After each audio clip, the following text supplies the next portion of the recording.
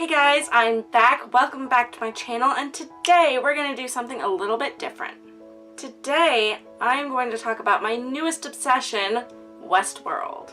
So this video will be two parts. The first part, I'm just going to give a very brief review and overview of Westworld, the show, and why I think you should watch it. And then the second part will be for people who have also watched it and will be a completely spoiler-filled review and discussion. Well, not so much a review because, let's just face it, this show is incredible! So, I am not an HBO person. I don't subscribe to HBO. I don't really watch HBO shows. But so many people were watching Westworld that I wanted to get in on it. So I got the 30-day free trial from Amazon Prime for the HBO channel, and I watched all 10 episodes this weekend and just completely fell in love with it. So if you do not know, Westworld is a show about a theme park that is themed to the Old West and populated by androids. Guests come to the park in order to just fulfill their fantasies, basically. They can do whatever they want. Have intimate relations with the androids, they can kill them, murder them, go on quests to capture criminals, or whatever they want to do. Everything is fair game.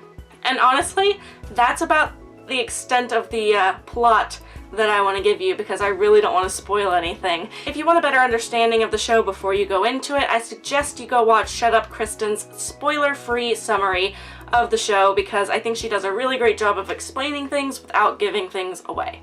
But what I will say is, like I said, the show is incredible. I think the acting is amazing, and the fact that half of the characters on the show are androids just makes the acting that much more impressive. And visually, the show is stunning. Between the Old West feel to the park and the sleek, futuristic, behind-the-scenes area, it's just a really interesting combination visually that I just love. And the writing is really fantastic as well. I think they did a great job of keeping the audience on our toes, even while we're getting super invested in the show emotionally. But basically, I was just blown away by everything. The acting, the writing, the plot development, everything was just so well thought out and well positioned and just like pulls on you a lot. And I just loved it so much, and I implore you to go watch it as well and obsess with me about this show. That concludes my non-spoiler section. If you have yet to watch the show, then I will say goodbye to you now. Go, run along, go watch something else, go watch other things, go watch the show! And if you have already watched the show, stick around, because now I'm going to jump into my spoiler-filled discussion. First of all, let's talk about acting, because we have three different categories of kind of people in this show. We have the human beings, and we have androids who have reached or are on their way to reaching consciousness, and then we have the androids that are still completely oblivious to their existence as robots. And all three of those categories really felt distinct, and I really like that about the show, and that's both the acting and the writing's job. It's so fascinating to watch these characters and figure out which category they belong in. So obviously Anthony Hopkins was so great in this role.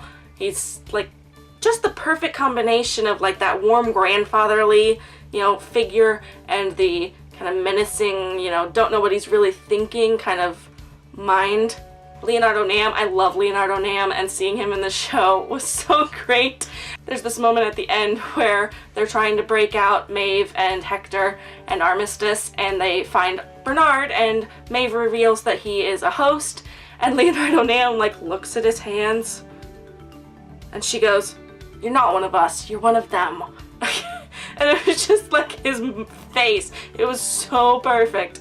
But for people like Luke Hemsworth, who, just for a second, let's talk about Luke Hemsworth, because nobody knows about him. Everybody knows Liam and Chris and how delightful they are, but now the world has seen the third Hemsworth brother, and I just love him. Granted, no, he's not as ridiculously gorgeous as the other two, but he's so cute, and he was so good in this show. I thought he was going to be a complete douche at the beginning, but I really enjoyed his character. And then, like I said, you have the androids who are completely oblivious about their role in this park like Clifton Collins Jr., okay? El Lazo, or Lawrence, he does not show any signs of like trying to reach consciousness in the show, but I still think he was a great actor in that part. All of those responses were, either scripted or very small improvisations, but it's really hard to tell. Because let's talk about one of the twists, okay? Let's talk about Bernard. We go through a lot of the show thinking that he is a human, just an employee of the park, and then in episode 7, I think, we find out that he is a host. And I think I was a little spoiled for that, but it still like took me a little bit by surprise. Like I saw it coming because I knew about it, but it's still like in that moment, I gasped. Especially when Ford has him kill Teresa, and I was like, you've got to be kidding me, like, ah! I just think that twist was, I wouldn't say predictable, but like some people could probably see it coming, but it was done so well, and I loved it. And then let's talk about William and the Man in Black. And in doing that, we'll talk about the whole timeline. Okay, I love Jimmy Simpson like a lot, and I was so in love with William on this show. So when we got to that final episode and she's talking about William coming after her, he's gonna come look for her because he loves her, and Ed Harris says, "No one's looking for you." And I was like, in that moment, I had not been spoiled for this at all, but in that moment I was like, he's William! Oh my god! And he starts telling this story, and I was like, what is going on? What I don't understand. And I kind of like in my head, I realized that they were the same character, but I couldn't figure out how. I couldn't figure out how they had managed to work that in the show. So he's telling the story, and then they showed the part where William and Dolores had seen the church steeple buried in the sand, and that's when it clicked for me that that whole William section was in the past. That was like 30 years ago when William had first come to the park, because that church steeple is the same church steeple that they're standing in front of in Escalante. It's just that now Ford has unearthed that town for his new narrative, and it all clicked in my head and I flipped out. I understood, and I didn't want to, because I didn't want it to be true, because I loved William so much, and it hurt me that he could have gone down that path of becoming that person, and I just lost it, and I hated it, but I loved it at the same time. Like, it was heartbreaking for me, but at the same time it was so brilliant, and I could see, like, as soon as I knew, I could look back at the show and realize like everything that had hinted up to that at that point. For instance, Elazo/Lawrence, Ed Harris has been dragging him around on this quest, and then after he slits his throat, the next day he shows up again in Pariah for William and Dolores and Logan. And you know, in my head, like, something rung a warning bell, but at the same time, I just justified it in my head as like, oh, okay, well, he died, so the park reset him and put him back in Pariah. And it didn't, really dawn on me. But then at the end, when we find out that William and the Man in Black is the same person, I was like, that's why. That's why that happened so quickly, because they were on different timelines. And the whole, they say that they're old friends, and everything clicked into place for me. And I died a little inside. So devastated. And now Jimmy Simpson has said that he is not in the second season, so we're not doing any more William flashbacks, and that disappoints me a lot, because I do love Jimmy Simpson so much, even if William turned out to be such a mega douchebag, and it just hurts me a lot. And that puts a new light on all of those interactions that William as Ed Harris and Dolores have had, because we see in that first episode, after the man in the black hat kills Teddy at Dolores' farm and then drags her into the barn, and it's just kind of you know, left at that. And that interaction, like, means something totally different now that we know that that's William and that he was, like, in love with her. And that hurts me so much.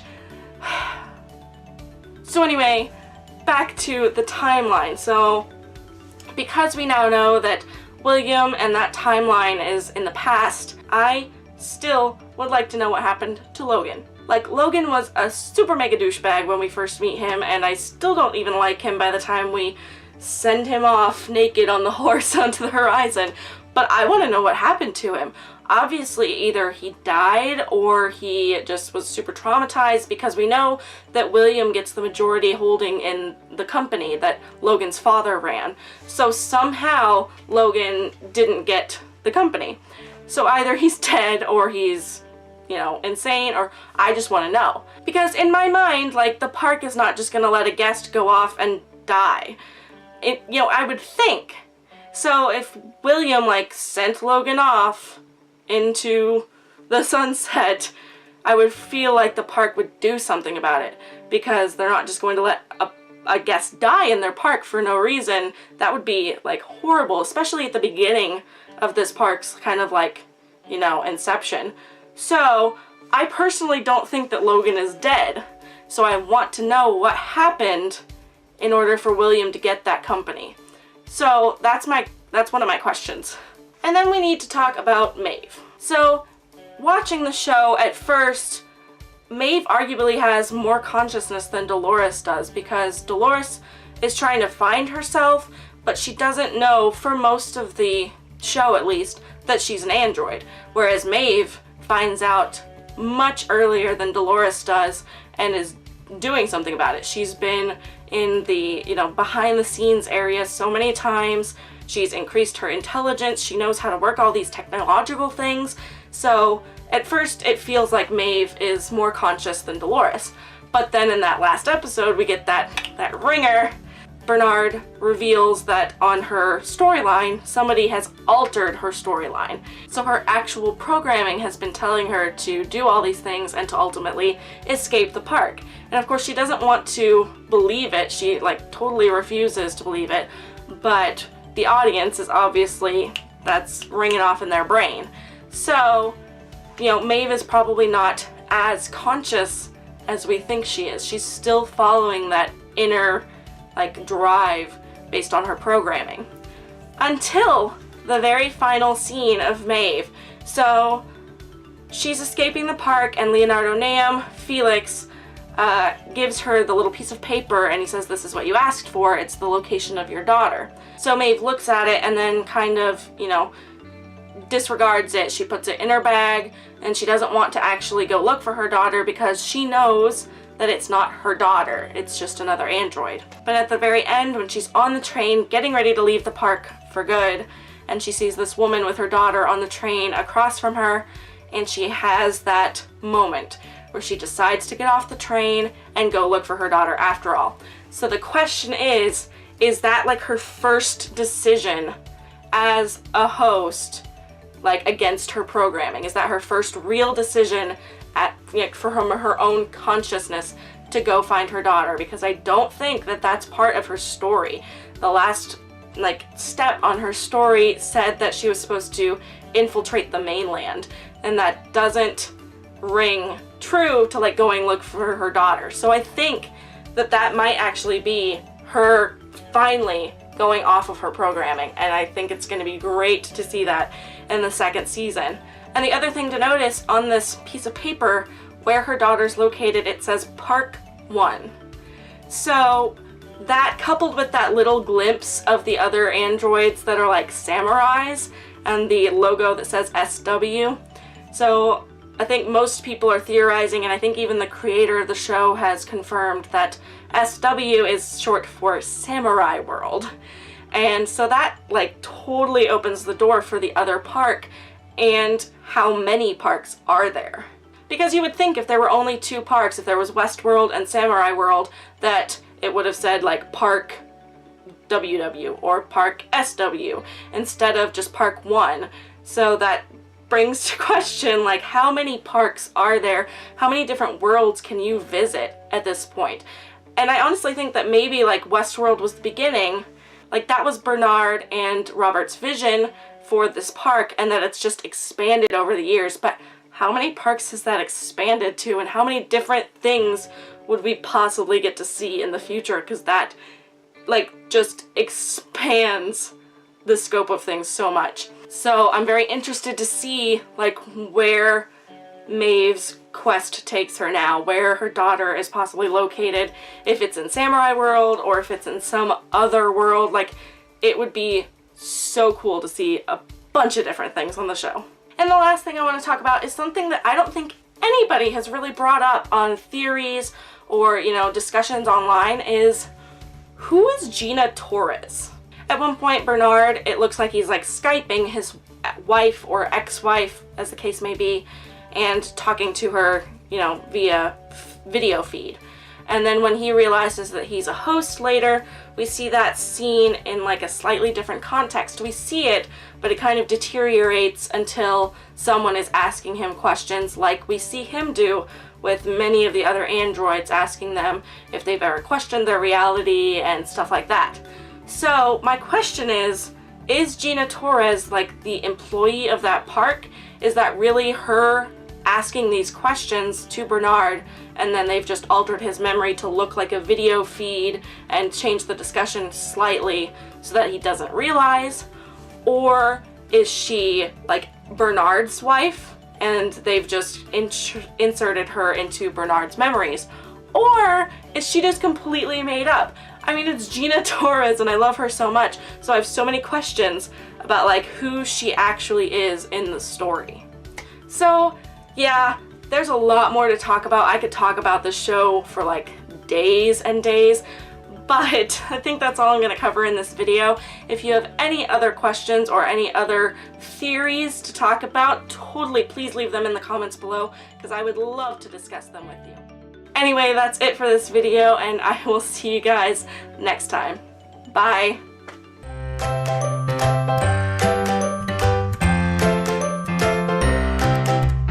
So that concludes my non-spoiler review